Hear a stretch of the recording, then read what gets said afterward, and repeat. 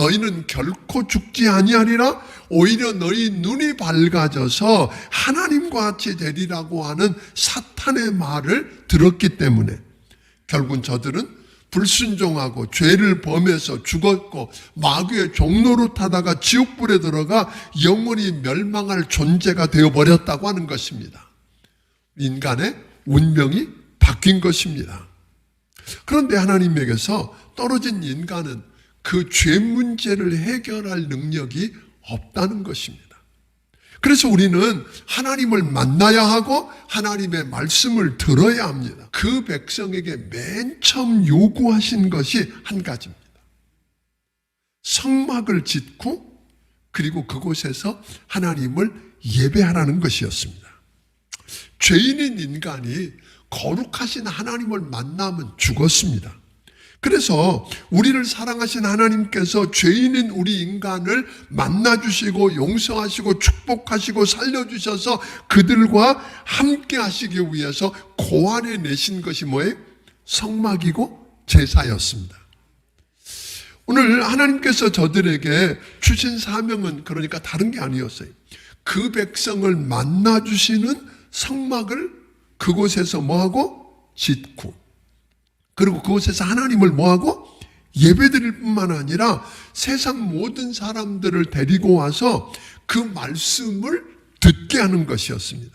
그래서 하나님께서 저희 조상 아브라함에게 복을 주시면서 그와 그의 후손들이 통해서 세계 열방이 뭐 한다고요? 복을 받게 하는 축복이 되게 한다고 하는 그 말씀을 이루라고 하는 것이었습니다. 그런데 저들이 하나님의 은혜로 약속의 땅이요 젖과 꿀이 흐르는 가나안 땅에 들어가 보니까 세상이 너무 매력적인 거잖아요. 그곳에 와 있는 힘있고 부유한 사람들을 들여다보니까 너무 멋있어 보입니다. 하나님이 주신 말씀을 붙들고 그대로 산다는 게 너무 고리타분해 보입니다. 시대에 뒤떨어지고 그렇게 살다가는 너무 많은 걸 잃고 손해볼 것 같습니다.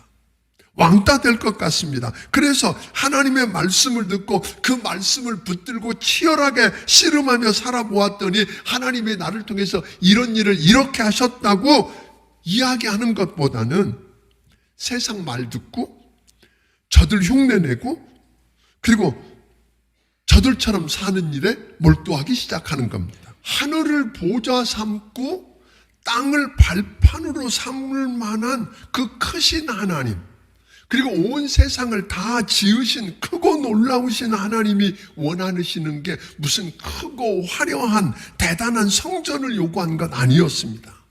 소와 양과 같은 수많은 재물을 원하는 것도 아니었습니다. 하나님이 뭐 꼭 필요해서 성전 짓고 재물 드려 제사 드리라는 것 아니었습니다. 하나님이 죄인인 우리 인간을 만나주시고 용서하시며 축복하시기 위해서 성전을 지으라고 하신 것이고 예배드리라고 하신 것입니다. 그렇게 할 때에 우리 하나님께서는 그들 가운데 그의 영광을 나타내 보이시는 임재를 나타내 보이셔서 하나님이 그들과 함께 계시는 것을 확인해 보여주셨습니다. 그러니까 하나님께서 관심 갖는 것은, 하나님께서 찾으시는 것은 그거 대단한 게 아니라 하나님 앞에서 뭐라고요? 2절 하반절 보니까 가난한 마음이라 그랬어요. 이 가난한 마음, 신약에서도 보면 심령이 가난한 자는 복이 있나니 그렇게 이야기하잖아요. 이 심령이 가난하다, 가난한 마음이라고 하는 건 소망의 닷줄을 하나님께만 걸었다 그런 뜻입니다. 내 모든 것이 하나님께 달려있다, 하나님 아니면 살 수 없다 하는 이야기입니다. 그러니까 2절 후반절에서 말한 것처럼 무릇 마음이 가난하고 심령이 통회하며 내 말을 듣고 떠는 자 그랬는데 그 말은 다른 말이 아니라 내 힘과 의지로는 하나님의 말씀을 듣고 그대로 살면서 하나님을 기쁘게 할 수 없다는 거예요. 나를 들여다보니까 죄투성이고 한계가 너무 많다라는 거예요.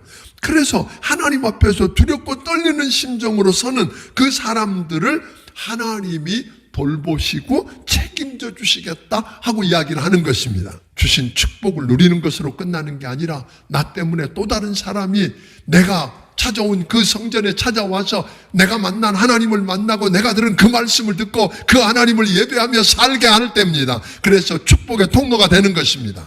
이런 멋진 삶을 살아가는 귀한 성도 여러분들이 되기를 주의 이름으로 축원합니다.